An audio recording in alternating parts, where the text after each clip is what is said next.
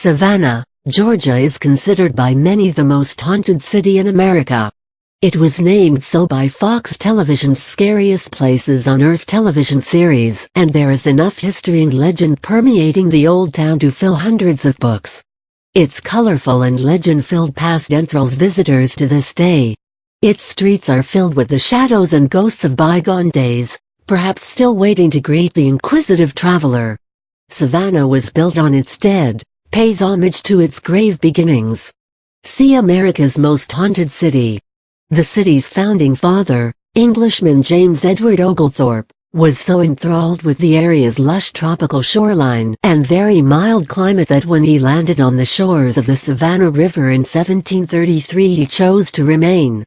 Shortly after his arrival, Oglethorpe chartered the great city of Savannah in what was to become the final New World crown colony of England's King George II.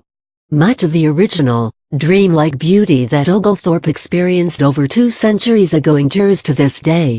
Spanish moss still hangs low from the spreading oak trees, the deep waters of the Savannah River still lazily pass by, and the sea breezes still waft in from the open ocean waters. The classic beauty of this old southern bastion has inspired writers and artists alike over the centuries. Many films have used Savannah as a backdrop, most notably the movie Midnight in the Garden of Good and Evil. But many residents and visitors insist that Savannah really does have a midnight side, and that it is a city still holding onto its past with a strong grip.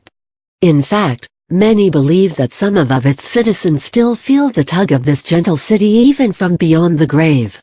In Savannah you can hear chilling, ghost-filled tales on historical walks into the city's storied past. Or you can experience firsthand the midnight side of this old southern lady in one of her haunted cemeteries or historic residence. There is a haunted train ride and a horse-drawn trolley tour through the dark streets. Or visit a haunted plantation and historic locations where soldiers of the Civil War still plan battles or stand guard despite the long passage of time.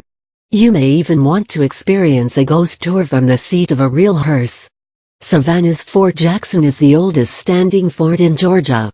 The site where the fort now stands has been used since the 1740s, and has a rich history relating to the defense of Savannah from earliest days to the end of the 19th century. The site was fortified during the Revolutionary War as an earthen fort. The original brick fort was begun in 1808 and was manned during the War of 1812. During the Civil War, Fort Jackson was held for a time by Confederate forces until the old Southern lady made the acquaintance of one W.T. Sherman. Union soldiers took the old fort and held it until the end of the war. The fort is one of Savannah's most popular haunted tourist attractions with unmatched daytime educational and historical programs and after-hours programs for ghost hunters of all ages.